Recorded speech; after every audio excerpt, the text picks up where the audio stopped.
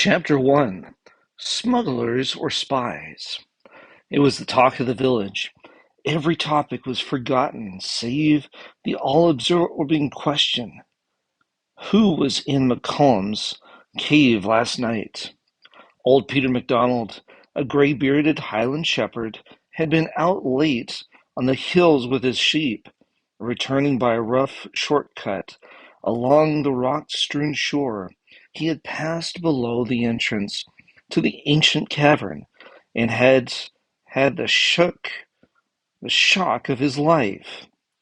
Many times he had seen the jagged opening of this great hole in the cliff face. In his youthful days, he had explored most of its long, dark, silent galleries, but now, to his amazement, he had heard the most curious sounds proceeding from its mouth. Loud knocking, as of a heavy hammer on boards, somewhat muffled, had floated down to him.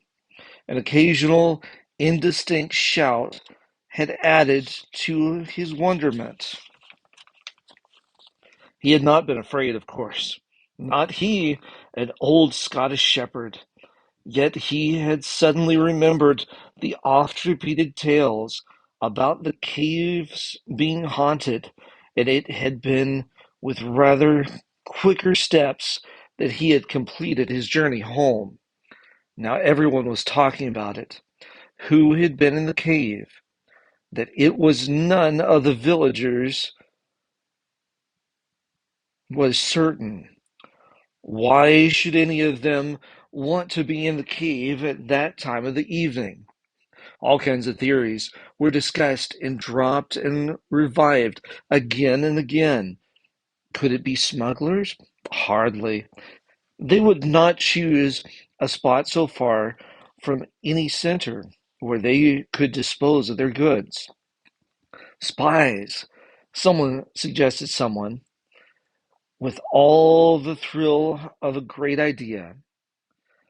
But what would spies want in that lonely spot on the northwest coast of Scotland? Longview village was divided that evening into a number of little groups talking over the event. Two of the village boys, Oscar and Bruce McLaren, were especially interested. They were the sons of a gamekeeper who lived on the outskirts of the village. Their mother had just been taken seriously ill, and their father had gone with her to a Glasgow hospital, intending to remain there with her until she should be well again. So the two lads, aged 15 and 13, were left by themselves. Of course, they were sorry that mother and father had to go away, but they got along very well together and greatly enjoyed their unexpected liberty.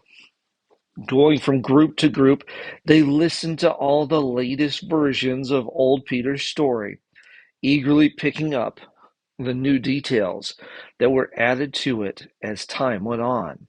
The next day, when the villagers decided that some of the boldest should visit the cave and thus settle the question once and for all, these two boys were among the first to offer to go.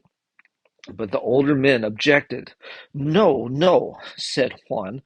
Suppose there should be spies or smugglers in there with guns, and suppose they shoot you.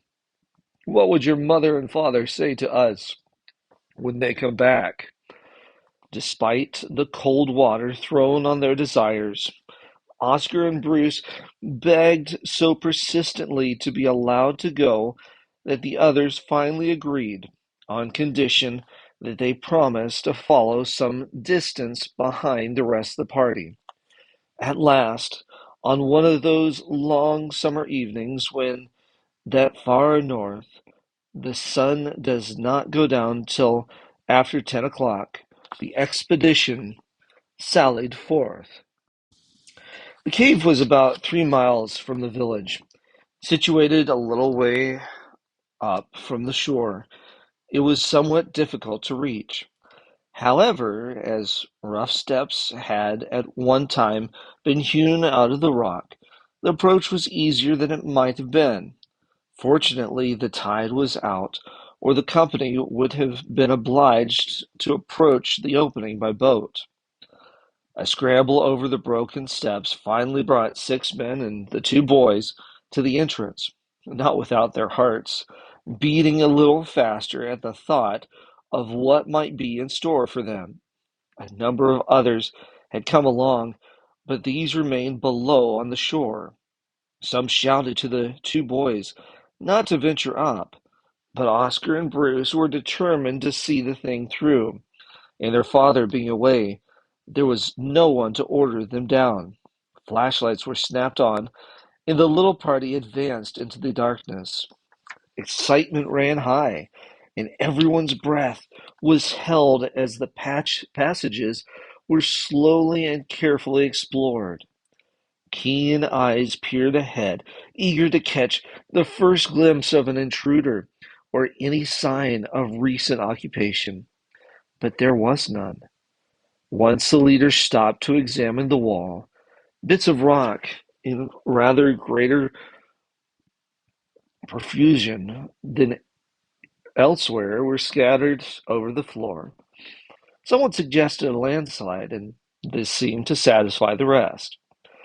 Just as they were wondering whether to explore this section more closely, Oscar called their attention to some curious marks farther on.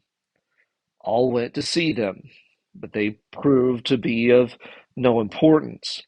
Again, the men passed on, examined the last passage, and then made for the entrance, baffled. Most of the villagers were now inclined to laugh at Peter MacDonald. Some told him he should not come home so late, but the old shepherd remained perfectly confident about what he had heard. However, the mysterious sounds soon became a joke, and before long everybody, that is nearly everybody, had forgotten all about them. But there was more excitement in store for the inhabitants of that little village on the west coast of Scotland. That very night a boat was removed before from the beach. True, the weather had changed and a heavy storm had swept the shore, and the boat might have broken away. But Scottish fishermen are not in the habit of leaving their craft insecurely fastened, knowing the occasional fury of Atlantic winds. Everyone was sure that the boat had been stolen. But by whom? That was the problem.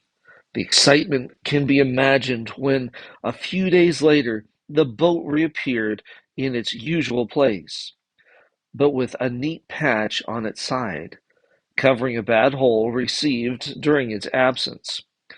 2 days after this, another remarkable thing happened. A horse belonging to one of the villagers had strayed away from where it had been tethered, and to the great distress of the owner, could not be found. A general search was planned for the following day, but lo and behold, when the man went to his shed in the morning, there was the horse, standing in its accustomed place. The man was dumb with amazement. He had heard of horses doing many wonderful things, but a horse that could open gates and tie itself up in its stall was beyond him. Hardly had the villagers had time to discuss this amazing event when something else happened to engross their interest. There were a few poor widows in the village, all of them assisted from time to time by the rest of the community. One, however, was poorer than the rest through frequent illness. Having been helped a good deal in times past, she was now somewhat neglected, and indeed in very straitened circumstances. Imagine then her surprise and joy when one morning she awakened to discover by her bedside a small box of crackers, two loaves, and a number of fine herring. Despite the most searching inquiries from end to end of the village, not a soul was found who claimed any responsibility for the kindly action, or any right to the profuse thanks the poor old widow was ready to pour forth to her benefactor. But there had the good things, but where had the good things come from? And how did they arrive in such a place? Was there any connection between old Peter MacDonald's cave noises, the battered boat, the restoration of the horse, and the widow's midnight visitors? Longview Village thought and talked and pondered and talked again, and meanwhile events hastened on apace.